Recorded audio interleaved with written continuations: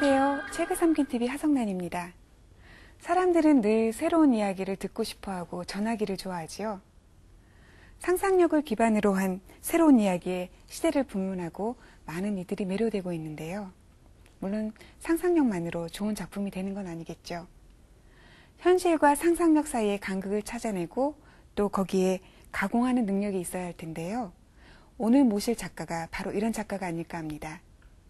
오늘 초대 손님을 화면으로 먼저 만나보시겠습니다.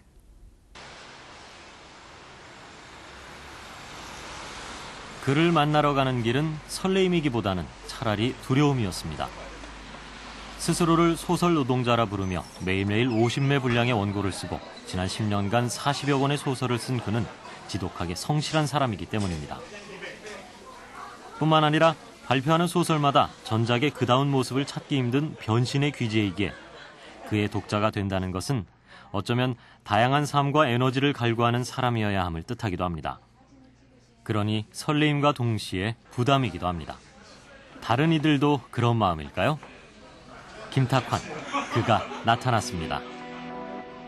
가장 큰 변화는 교수 생활을 그만뒀다.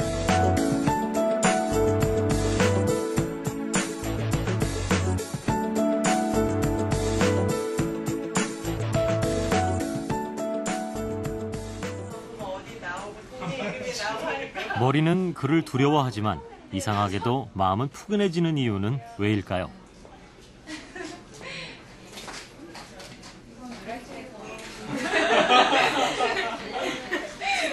나이를 가늠할 수 없을 만큼 젊은 감각, 뜨거운 열정과 추진력으로 매 순간 독자 앞에 나타나는 작가 김탁환.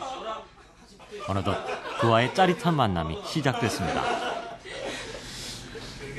저는 습작이라고 이제 그 책을 내면서 제 소원 중에 하나가 표지 모델이 한번 되어보는 것 같아요. 소설은 정치, 경제, 철학, 이미지 등 온갖 것들을 먹어치우는 육식동물이라고 표현한 그.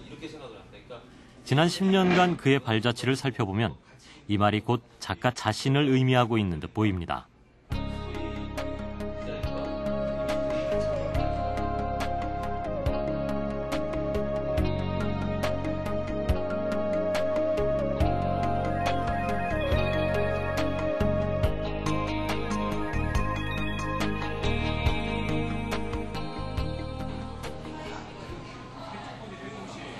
그가 치밀한 사상사적 연구가 밑바탕이 된 역사소설에서만 탁월한 글발을 선보이는 건 아닙니다. 글쓰기의 방법이나 독서에 관한 조언을 담은 책을 발표하기도 했는데요. 전작에서는 일명 테크노 스릴러 소설을 선보이기도 했습니다. 그리고 이어서 발표한 신작이 바로 오늘 독자와의 만남이 있게 한 99 드라큘라 사진관으로의 초대입니다.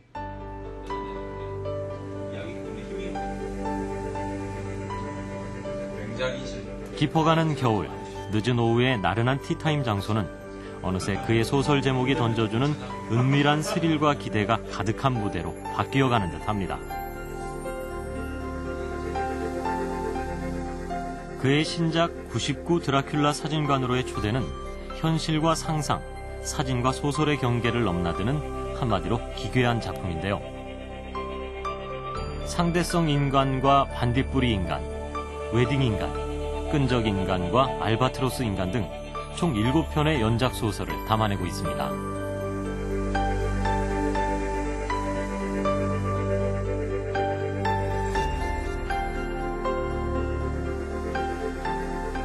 스토리 디자이너라는 새로운 이름으로 불리며 영화와 미디어들과 협업을 통해 문학의 영역을 넓혀가는 작가 김탁환. 그의 이름 앞에는 다양한 수식어들이 붙고 있습니다. 이 시대를 사는 모든 이들에게 다양한 삶의 경험과 즐거운 상상력을 제공하는 그야말로 진정한 이야기꾼이 아닌가 싶은데요. 소설가 김탁환을 지금 만나봅니다. 하나, 둘, 춤을 춰봐.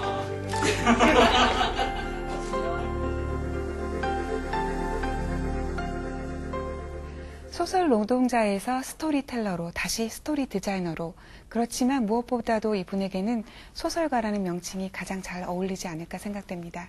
소설가 김탁근 씨 모셨습니다. 안녕하세요. 네, 안녕하세요. 네, 2004년인가요? 2006년인가요? 번역원 행사였던 젊은 작가 포럼에서 잠깐 마주친 이후로는 처음인 듯한데요. 네, 그때 술자리에서 뵀죠. 네. 그때보다 약간 몸 사이즈가 좀 줄어드신 듯한 느낌을 받았어요. 그때 개량 한복을 입고 계셔서 그런 느낌을 받았을 수도 있고요. 네. 뭐 그때는 좀 퇴고하고 이럴 때는 이렇게 자기 자신한테 굉장히 너그러워지니까 퇴고할 시점에 뭘 많이 먹어요. 먹는 것으로 스트레스 풀고 네. 책 내고 나면 이제 후회하면서도 살 빼고 뭐 그런 거 그게 있습니다. 자유자재로 되시는군요. 아니, 계속 한심하게 반복하는 거죠. 네.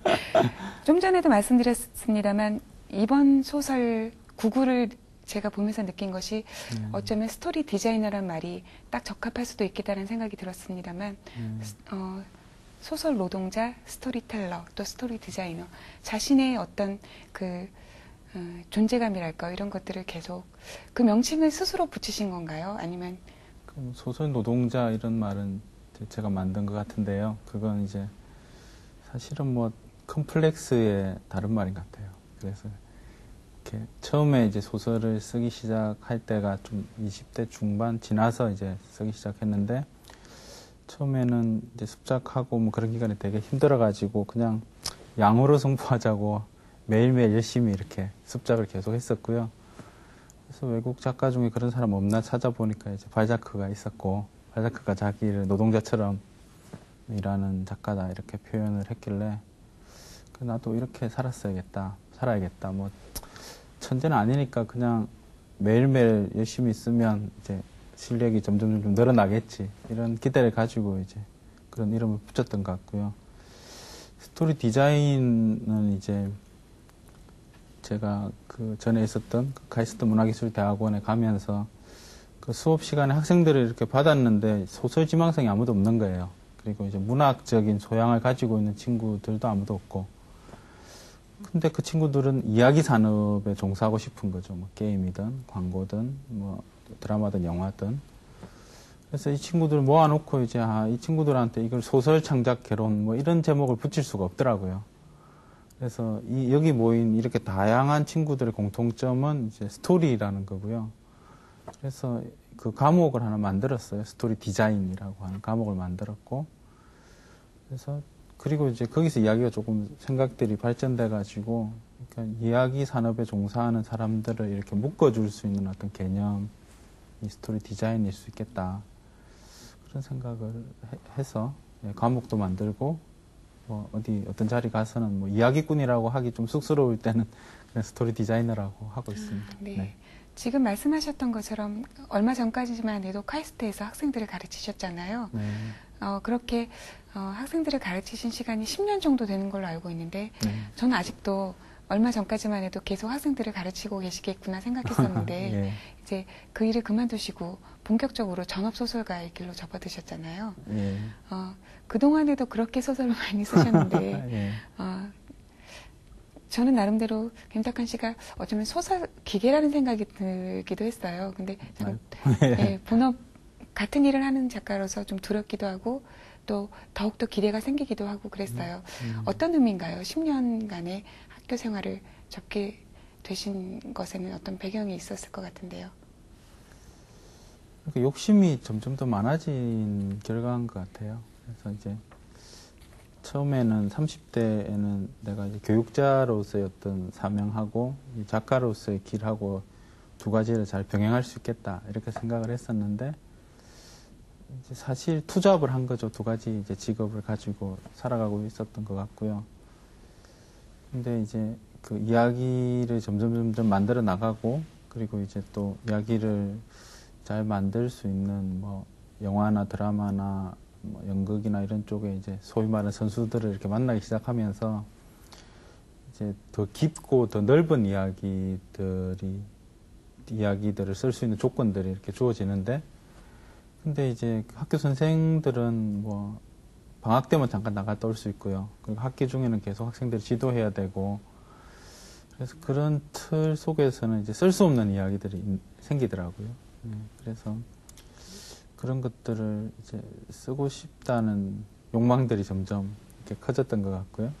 그러면서도 지난 10년간 40여 편에 이르는 소설들을 쓰셨잖아요. 예. 저는 김탁한 씨 하면 제일 먼저 서러워라 잊혀진다는 것이라는 작품으로 기억이 되는데요.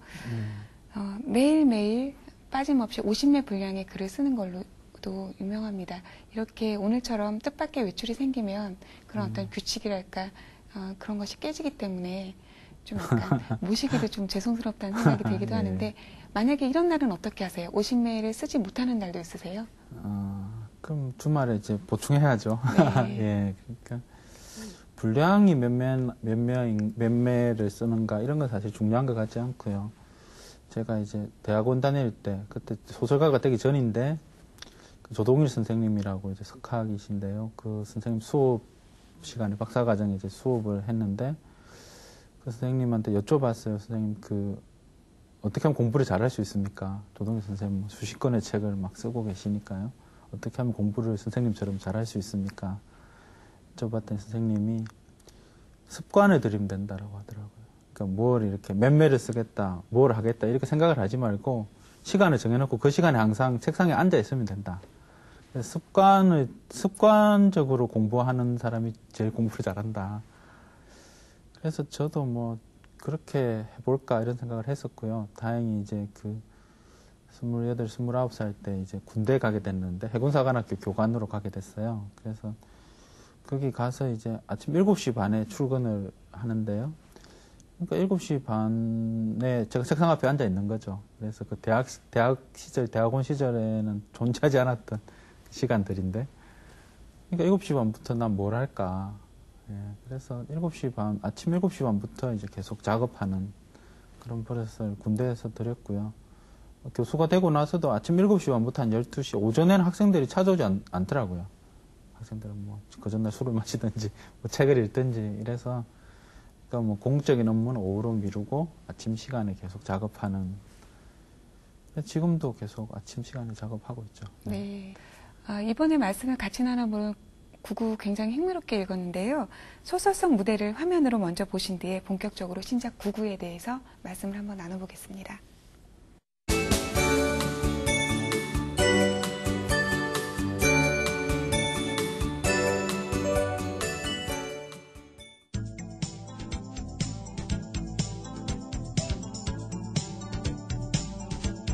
이대와 신촌, 홍대로 이어지는 대학가. 이미 오래전부터 젊음의 문화특구로 명성을 쌓아가고 있는 곳입니다. 그중에서도 특히 자유로운 거리 예술이 발달한 홍대 일대는 개성 넘치는 행인들과 자유로운 영혼의 젊은 예술가들, 그리고 그들의 구미를 당기는 다양한 볼거리와 즐길거리들이 넘쳐나고 있는데요. 독특한 복합 문화 공간을 이루고 있는 홍대거리. 이곳이 바로 김탁환 작가의 소설 99의 무대입니다. 작가는 이 소설의 공동 작가이자 소설 속 주인공인 강영호의 입을 통해 홍대를 이렇게 말합니다. 나는 홍대 앞에 젊음과 열정, 타락과 술, 섹스와 눈물을 아낀다. 20대의 몇 년은 그 속에 파묻혀 절벽의 절벽까지, 꿈의 꿈까지, 경멸의 경멸까지 갔었다. 그러나 나는 함께 웃고 마시고 떠들면서도 무엇인가를 만들어내는 예술가가 아니었다. 홍대 앞은 가끔 배회하며 기웃거릴 산책의 장소였고 내겐 아득히 침잠하여 밤낮 없이 전부를 쏟아부을 밀실이 필요했다.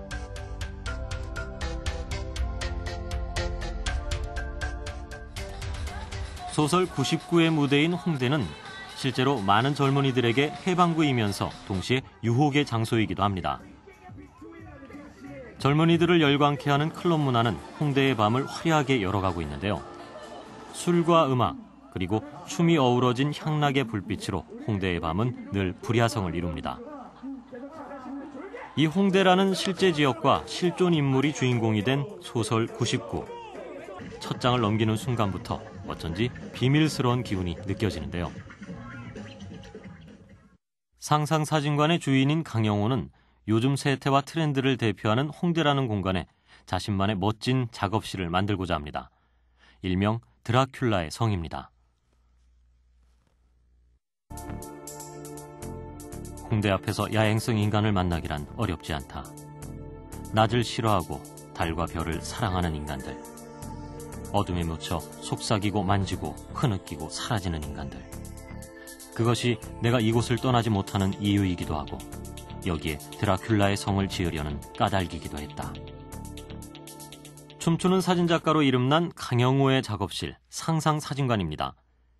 이곳이 바로 사진작가 강영호의 실제 작업 공간이자 드라큘라 성의 모델인데요.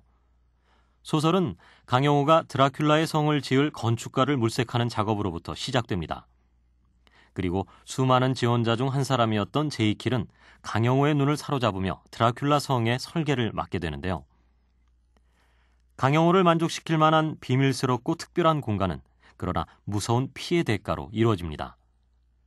그렇게 강영호는 욕망의 공간 드라큘라 성을 갖게 됩니다. 나는 드라큘라 성이라는 별명이 마음에 든다. 고독한 백작이 흡혈을 즐긴 만큼 나는 흡혼에 중독되어 하루하루를 보낸다. 사진이란 무엇인가? 당신의 영혼을 한순간에 빨아들여 가두는 짓에 다름 아니다. 소설 99의 주인공 강영호에게 홍대는 서울의 밤 공기를 느끼게 할 뿐만 아니라 예술가로서의 고뇌를 어루만져주는 곳이자 인간의 한숨과 고함, 그리고 신경질과 울먹임을 엿들을 수 있는 공간입니다. 뿐만 아니라 어둠 속에서 만들어내던 갖가지 몽상과 다양한 이야기를 탄생시키는 무대이기도 합니다. 홍대 클럽을 애용하는 외국인들은 서울에 꺼지지 않는 네온사인과 음악과 술과 춤과 다음날 숙취를 각오해야 하는 다양한 폭탄주에 놀란다. 때때로 나는 전기가 발명되기 이전 서울의 밤을 상상한다. 호롱불 정도 깜빡이는 은하수의 도시. 그 어둠들이 만들어내던 갖가지 몽상과 이야기는 다 어디로 갔을까? 어둠에 몸을 감춘 자연의 내밀한 와글거림에 젖어 돌아다니다가 동틀 무렵 나의 일터 트란실바니아가 아니라 홍익대학교 정문 앞 번화가의 드라큘라 성에 자리 잡은 상상사진관으로 돌아온다. 소설 99에서는 홍대뿐 아니라 다양한 서울의 모습도 함께 등장하고 있는데요. 작가 김탁환은 서울이라는 도시 자체를 괴물로 바라보고 있습니다. 1000만이 넘는 인구가 부대끼며 살아가는 곳. 각양각색의 인간들이 저마다의 욕망을 뿜어내고 그것들이 뒤엉켜 꿈틀대는 도시. 그는 서울을 통제불능의 도시로 보고 있습니다. 이것이 바로 도시가 사람을, 그 공간을 사는 사람이 다시 도시를 괴물로 만든다는 것인데요. 하지만 소설의 무대가 서울이자 홍대로 표현되는 것은 하나의 상징일 뿐, 현대의 모든 도시가 괴물이 될 수 있음을 작가는 전하고 있습니다. 그 구구를 읽다 보면 네. 일단 뭔가 사전에 설명이 좀 필요한 것 같아요. 이 구구라는 책이 어떻게 나오게 됐는지, 안에는 강영호 씨의 사진 작품들이 네. 소설과 같이 맞물려서 이제 진행이 되고 있는데요. 어떻게 이 일이 처음에 누가 일을 같이 해보자라는 이야기가 시작됐고 일이 어떻게 작업이 진행되었는지 궁금해요. 사실 그 과정 자체를 또 소설로 써가지고 네. 최근에 포털 사이트에 발표했어요. 네. 호러로 이렇게 발표했었는데 사실적으로 말씀드리면 이제 그러니까 4월 달에 그 천연습작이라고 제가 교과서 그 글쓰기 책을 한 권 내게 됐는데 그동안에 제가 40권 정도 책을 냈는데 이제 한 번도 제가 표지로 나간 적이 없어요. 그래서 제 친구 중에 정혜윤이라고 이제 CBS PD 친구가 있는데 그 친구가 자기는 모든 자기 책에 다 자기가 표지로 나가요. 네. 자기 팔이나 다리나 다 나가잖아요. 그래서 자기는 맨날 그 표지 모델 하는데 당신은 책 많이 내봤자 표지로 못 나간다고. 그래서 이 책은 뭐 글쓰기 책이니까 그냥 내가 한번 표지로 나가볼까? 그런 생각을 했어요. 그래서 이제 나가겠다고 좀 우겼더니 이제 출판사에서 잠깐 난감해 하더니 사진작가를 한 명 섭외해가지고 그럼 거기 가서 찍으라고 하더라고요. 근데 이제 그 홍대 앞인데 그 사진관에 갔더니 이제 엘리베이터 타는데 거기 뭐 김탁환 작가님 환영합니다. 상상사진관 이렇게 돼 있는 거예요. 근데 느낌이 되게 약간 안 좋았죠. 왜냐하면 이제 그 상상이라는 게 제가 90년대 이제 소설가 되기 전에 비평가였을 때 했던 잡지 이름이거든요. 네. 그래서 이게 우연의 일치일까? 왜 이게 사진관 이름이 상상일까?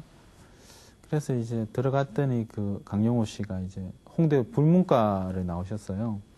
그래서 제가 옛날에 상상에 썼던 비평들을 기억하고 있는 거죠. 나는 기억이 안 나는데 자기가 그 십몇 년 전에 그 비평들을 이렇게 읽었다 그러고요.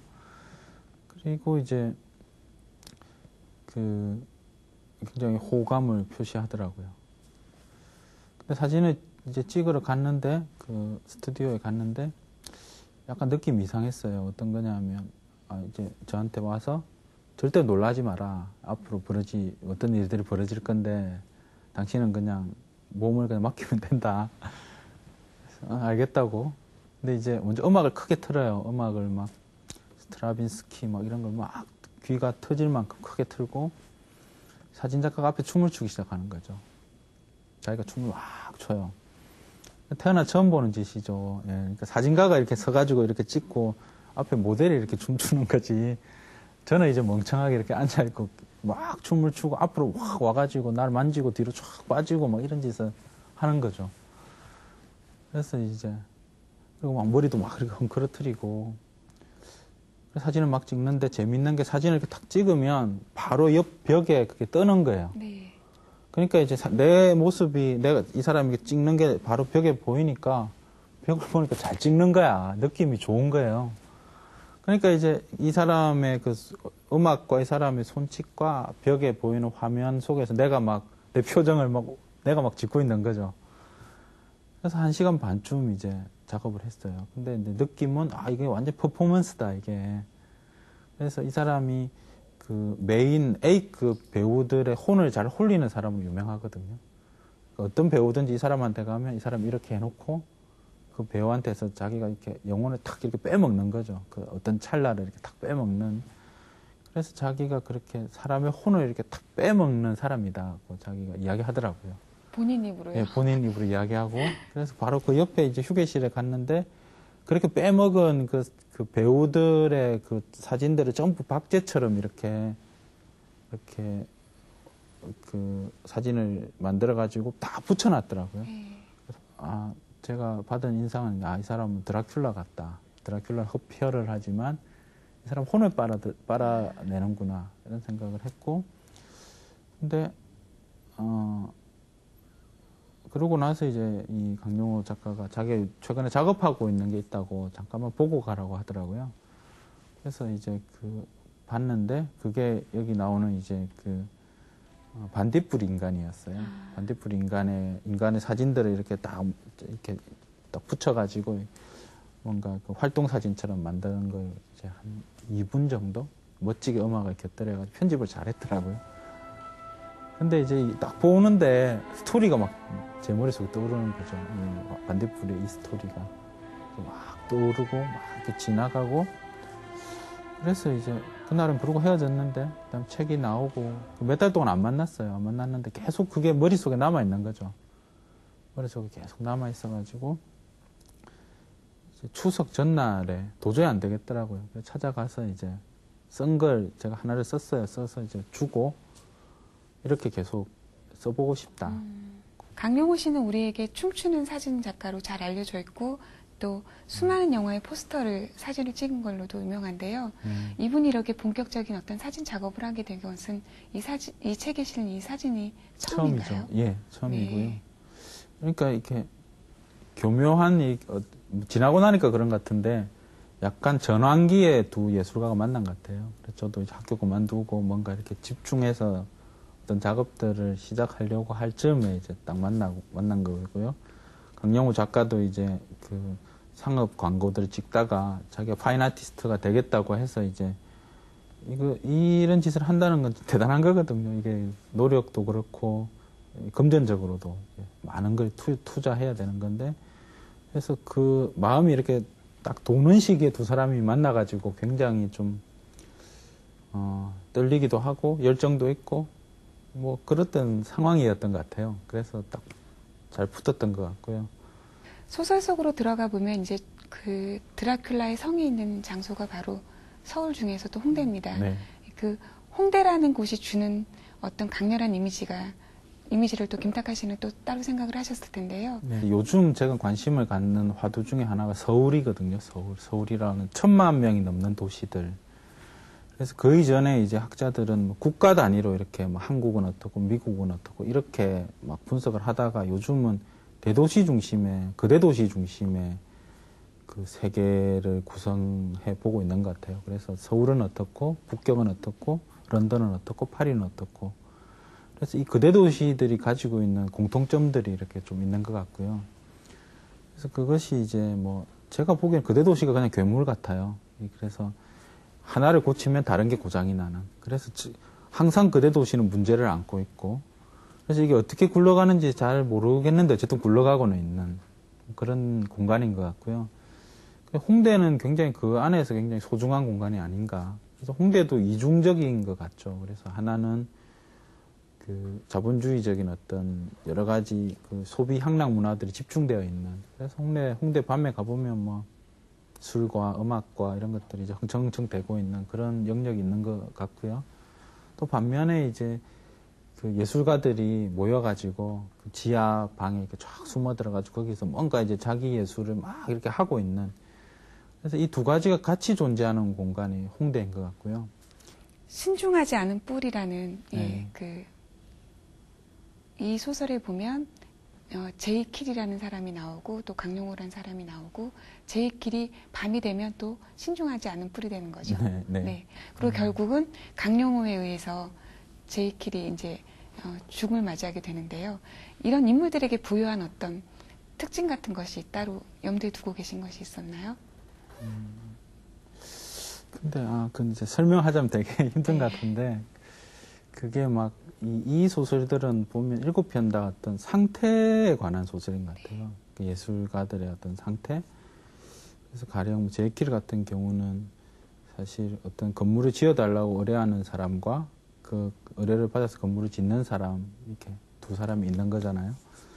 그 속에서 이제 일어나는 여러 가지 뭐 어떤 갈등이나 어떤 그런 것들을 담아보고 싶었던 건데, 근데 그건 어쩌면 이제 그 강용호 씨와 저와의 관계인 것 같기도 해요. 그래서 우리는 이제 보면 그 되게 사이가 되게 좋은데 사실은 이 글을 쓰고 막 이러면 이건 굉장히 기의 싸움이고 이러니까 서로가 서로를 이렇게 잡아먹으려고 하죠. 네. 예, 그럼 누가 제이킬이고 누가 신중하지 않은가요? 그러니까 이제 둘이서 이야기를 많이 해봤는데요. 그러니까 강용호 씨는 주로 밤에만 살아요, 이 사람은. 그러니까 낮이 없는 삶을 살아요. 밤을 계속 새고요. 아침에 제가 작업을 시작할 때쯤에 자요. 그러니까 제가 한 6시 반 아침에 일어나서 이제 이럴 때 이 사람은 자고요. 그러니까 저는 이제 아침을 쭉 이렇게 작업을 하고 이 사람은 밤에 작업하고 스타일이 굉장히 다르죠. 그러니까 둘이 만났는데 좀 정반대 같더라고요. 정반대 같은데 근데 공통점은 둘 다 몽상가인 거죠. 낮에 작업하는 사람은 그 사람의 밤이 그 사람의 낮에 작업하는 어떤 몽상을 만들어주는 것 같고요. 밤에 작업하는 사람은 그 사람의 낮에 그 몽상들이 그 사람의 밤의 이야기를 만들어주는 것 같고 그런 생각을 하면서 이제 그럼 두 인물을 만들어서 서로가 서로를 괴롭히는 내가 저 사람을 괴롭히기 위해서는 내가 자해를 하면 나의 고통이 밤에 이 사람한테 전달되고 그래서 그 고통의 양식으로 서로 소통하는 뭐 그런 관계들을 생각했던 것 같아요. 네. 소설도 흥미롭지만 작업 이야기를 들어보니까 더 흥미로운 생각이 드는데요. 소설 구구와 소설가 김탁환, 문화평론가들은 어떻게 평가하고 있을까요? 화면에 담아봤습니다. 신선하고 새로운 작품이다. 제일 큰 거는 그러니까 작가와 작가가 그러니까 소설가와 사진작가가 상상력을 서로 조우해서 새로운 컨텐츠를 만들어냈다. 그게 이전에도 없었고 새로운 시대를 여는 어떤 모습일 것 같다. 여기 나와 있는 작품 중에 그 지하철 운전사 이제 배에 사람의 얼굴들이 이렇게 죽은 얼굴들이 새겨지는 그런 소설이 나오는데요. 그 소설을 묘사하는 김탁환 교수님의 시선을 보면 그러니까 도시라고 하는 장소, 그러니까 이게 뭐 여기는 전부 다 홍대나 목동이나 이렇게 얘기가 되어 있지만 그 지명만 바꾸면 뭐 뉴욕도 될 수 있고 또 런던도 될 수 있는 그런 문명화된 도시를 바라보는 시선이 잘 드러나 있는 것 같아요. 그것이 막 불온하고 불길하기 때문에 이렇게 치워버려야 되는 대상이 아니라 우리가 어쩔 수 없이 살아가는 공간이고 그 공간이 굉장히 상상력을 통해서 매력적인 장소로 변하고 그래서 불안과 매력을 함께 느끼는 그런 양가감정을 느끼는 그런 시선이 아닐까. 그래서 99가 아주 묘한 그 시각으로 태어나게 된 거 아닐까. 이 99라는 소설이 그런 시대적인 코드를 고스란히 가지고 있다. 뭐 말하자면 디지털적으로 가지고 있는 것이 아니라 주인공 강영호, 이 작가 이름이 강영호인데요. 그러니까 이 소설 내에 드라큘라 사진가로 나오는 강영호하고 현실의 강영호하고 이 뭐 대담에도 잠깐 나오지만 강영호 작가의 개인적인 경험이 그대로 녹아 있어요. 그러면서 또 상상이 붙어 있고 그리고 김탁환 교수의 개인적인 경험도 또 여기에 같이 녹아 있죠. 그래서 소설을 읽는 사람이 어디까지가 현실이고 어디까지가 가상인지 아주 복잡하게 얽혀 있는 것이고, 그러니까 예전에 가상과 경계를 혼합시켜서 어떤 허구적 산물을 만들었다면 이 허구적 산물을 또다시 현실에다 풀어놓는 형태의 그런 행위가 결합된 소설이기 때문에 시대를 읽는 코드를 찾아낸다면 현실과 가상의 경계를 이렇게 허물고 그걸 무화시키는 그런 코드가 이 소설에 담겨 있지 않은가. 자기 중심을 잡고 남과 다른 소리를 낼 줄 아는 소설가다라는 매력이 있고요. 또 한편으로는 그러나 고이지 않는다. 저는 처음에는 김탁환 교수님이 계속 뭐 황진이, 해초, 또 불멸의 이순신 이런 그 역사 팩션을 쓰실 줄 알았어요. 근데 어느 날 갑자기 훌쩍 뛰어넘어서 뭐 노서아갑이라는 커피 이야기도 쓰시고 또 신문의 연재 소설로 이 정재승 교수님이랑 같이 눈먼 시계공이라는 SF 소설을 쓰시고 그럼 뭐 약간 외도를 하셨겠거니 하고 생각하니까 이번엔 또 강영호 작가님하고 이 99라는 아주 기괴하면서도 흥미로운 판타스틱한 소설을 쓰시고 고여있지 않는 작가다. 그리고 제가 가장 그러니까 존경하고 사랑스럽다라고 생각하는 건 끊임없이 쓴다는 거야. 이게 뭐 정말 하루라도 글을 쓰지 않으면, 소설을 쓰지 않으면 뭐 손에 가시가 돋치는 천생 소설가다, 이야기꾼이다. 그게 굉장히 매력 있는 작가죠. 글로 이야기하는 작가. 7개의 아까 흥미로운 그런 유형의 인간들이 나오는데 인간이라는 소설에는 네. 예, 굉장히 슬픈 이야기라는 생각이 들었어요. 그러니까 예. 그 자살하는 이들의 어떤 3일 전의 어떤 형상이 어떤 사람의 가슴에 네. 도드라지게 되는 거죠. 네. 사진들도 굉장히 독특하고 예. 예, 그랬습니다만. 아까 대도시 말씀드렸지만 이제 대도시에서는 합법적인 살인 같은 것들이 이루어지는 것 같거든요. 그래서 대도시를 운영하기 위해서는 어쩔 수 없이 이제 누가 잘못했다라고 말할 수 없는데 사람들이 자꾸 죽는 거죠. 대표적인 게 이제 이 자살자들이 많이 늘어나는데 이 사람들이 자살을 하기 위해서 뭐 한강에서 뛰어내리기도 하고 가령 지하철로 뛰어들기도 하고 이런 일들이 벌어지면 꼭 그것 때문에 어떤 사람이 상처를 받게 되어 있는 거죠. 근데 그 사람은 그걸로 밥벌이를 해야 되니까 그런 일이 벌어져도 그 순간에 가슴 아파하지만 결국 그 다음 날에는 또 똑같은 일상을 이렇게 할 수밖에 없는 거고. 그래서 대도시가 갖는 가장 그 공통점 중에 하나가 이제 순환 지하철이더라고요. 그래서 그게 우리의 그 일상이라고 생각했어요.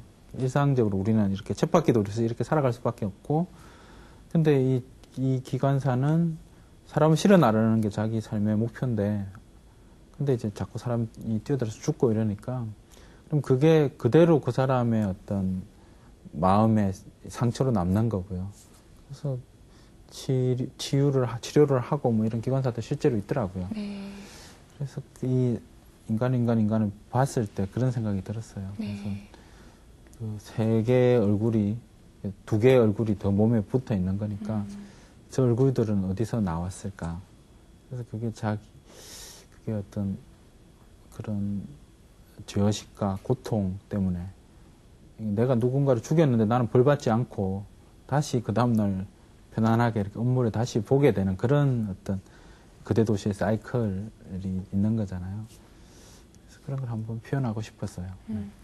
반딧불이 인간에선 어떤 예술가로서의 어떤 욕망 같은 것이 읽혀지는데요. 인터뷰 기사에서 구글을 통해서 예술가임을 느꼈다라고 말씀하신 부분을 읽었어요. 네. 예. 어떤 이야기든 어떤 설정이 주어지든 간에 스토리 디자이너로서 이야기를 써낼 자신이 있다라는 각오처럼 저는 읽기도 했고요. 네, 너무 그건 아닌가요? 과하신 것 같고요. 예. 그러니까 이건 좀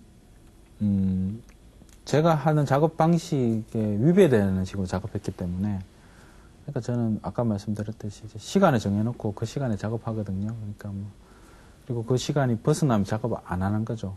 이제 글을 안 쓰고 다른 책을 읽든지 놀든지 이렇게 하는데 근데 이 작업은 이제 그렇게 안 했으니까요. 예. 그러니까 잠자는 시간 제외하고는 계속 이제 이 글을 계속 썼으니까 사실은 하면서 약간 내가 이게 약간 미쳐가고 있구나. 왜 이럴까? 예. 그런 생각들을 했었고 그래서 낭만주의 예술가들 있잖아요. 너무 심하게 예술해가지고 빨리 죽는 그런 상황들이 아닐까. 그래서 이게 마치 팬 것 같다. 이런 생각들이 계속 들었었어요. 네. 사진들을 보면서 끈적 인간이라는 이제 사진이 나오는데 그게 물엿으로 어떤 그런 효과를 낸 건가요? 저는 굉장히 궁금했어요. 그게 악교나 이런 풀은 아닐 것 같다는 생각이 들었고요. 예, 그러니까 영화의 특수 촬영팀이 2-3명이 붙어가지고요. 여기 나오는 여러 가지 영상들을 다 만들어냈거든요. 네. 그래서 특수하게 막 이렇게 섞어가지고 오더라고요. 네. 그래서 강영호 씨는 이거 하고 나서 피부과에 거의 보름 동안 다녔다고. 네. 나중에 초콜릿도 바르고 또 아몬드도 뿌리기도 하잖아요. 그러니까요. 네. 끈적 인간이라는 것은 끈적 인간을 통해서 독자에게 어떤 메시지를 전달하고 싶으셨나요? 네, 그러니까 그 죄라는 게 몸에 쌓인다는 생각을 했어요. 예, 어떤 죄를 짓는데 남들은 모르는 자기 혼자만 알겠지 이렇게 생각하고 우리가 잘못을 이렇게 막 저지르잖아요. 그런 잘못들이 이제 몸에 이렇게 다 쌓여가지고 그래서 어느 순간에 보면 아주 멀쩡한 모습이라고 생각했는데 사실은 이제 그 죄들이 끈적끈적 몸에 붙어 있는 그런 이미지가 그 사진을 봤을 때 떠올랐고요. 그래서 계속 드라큘라라는 존재가 그런 것 같아요. 그러니까 요즘 뱀파이어 영화들이 히트를 치잖아요. 겉으로 보기엔 너무 멀쩡하고 멋있고 그리고 막 몸이 너무 좋잖아요. 그러니까 소녀들이 열광하고 그런데 근데 안으로 보면 그 존재들은 자기 생존하기 위해서 누군가를 죽여야 하고 그 누군가의 삶을 뺏어야 되고 이런 거니까 그 삶의 조건 자체가 사실은 그 죄를 계속 짓는 것에 있는 거죠. 반면에 아몬드 인간에서는 감동과 희망까지 좀 느껴지는 부분이 있어요. 네. 네. 그러니까 아몬드 인간이 제일 재밌었어요. 네. 네. 그러니까 그게 이제 코믹 호러 같은 건데, 근데 이제 호러라는 거 생각해 보면요, 호러라는 장르 자체가 그게 소통의 부재에서부터 오고, 사실 소통이 잘 되면 무섭지 않은 거죠. 그게 되게 소통이 안 되기 때문에 굉장히 알고 보면 굉장히 아무것도 아닌 상황인데 그게 무서우면서도 웃기는 그런 경우들이 많이 있는 것 같아요. 그래서 여기 나오는 아몬드 인간 같은 것도 처음에 보면 굉장히 무섭거든요. 네. 근데 그게 몸에 바른 게 초콜릿이고 그 초콜릿만 바르니까 좀 심심하니까 옆에서 아몬드를 이렇게 던져가지고 아몬드가 이렇게 붙어가지고 그 형상을 만든 거죠. 그래서 이 행동을 하는 사람들은 이건 희극이야, 희극. 아주 즐거운 놀이야 이러면서 작업했는데 보는 사람은 저건 너무 끔찍해, 저건 너무 막 흉악해 이렇게 되는 그 간극이 있잖아요. 네. 그 간극이 사실은 우리 사회에 많이 있는 것 같아요. 우리 사회에 많이 있고 그런 소통의 그 부재가 단절이 이제 극으로 가면 이렇게 어떤 사람은 아주 즐겁게 했는데 어떤 사람은 그게 그 범죄 행위로 보고 총으로 쏴서 죽이게 되는. 전부터 만나면 여쭤보고 싶은 게 있었는데요. 네. 문학과 스토리텔링 차이점은 무엇인가요? 그런 게 있잖아요. 그 사람을 정의하는 인간을 정의할 때 그 뭐 인간이라는 것, 노동하는 인간, 뭐 사회적 인간, 생각하는 인간, 이렇게 뭐 놀이하는, 유희하는 인간 이렇게 붙이듯이 사실은 인간은 이야기하는 인간인 것 같아요. 이야기의 본능 속에, 본질 속에 이야기라는 속성이 들어있어가지고 그래서 이야기를 가지고 인간을 설명할 수 있는 것 같다는 생각이 드는 거죠. 그래서 그래서 이야기라는 게 사실은 문학에도 있고요. 뭐 음악에도 있고 사실 우리 삶 전체에 이야기라는 건 있는 것 같고 좀 다른 각도에서 이 이야기 스토리라는 것들을 볼 필요가 있지 않을까. 그래서 이게 스토리는 뭐 뭐 당연히 문학이 가장 큰 형이죠. 네. 소설이 그 스토리텔링에서 가장 많은 것들을 축적하고 있는 가장 큰 형인 것 같고요. 그런데 이제 제가 보기에는 이건 그런 차원이 아니고 사실 인간 본질의 차원으로 그래서 그 이야기하는 인간이라는 어떤 차원에서 고민을 해봐야 되지 않을까.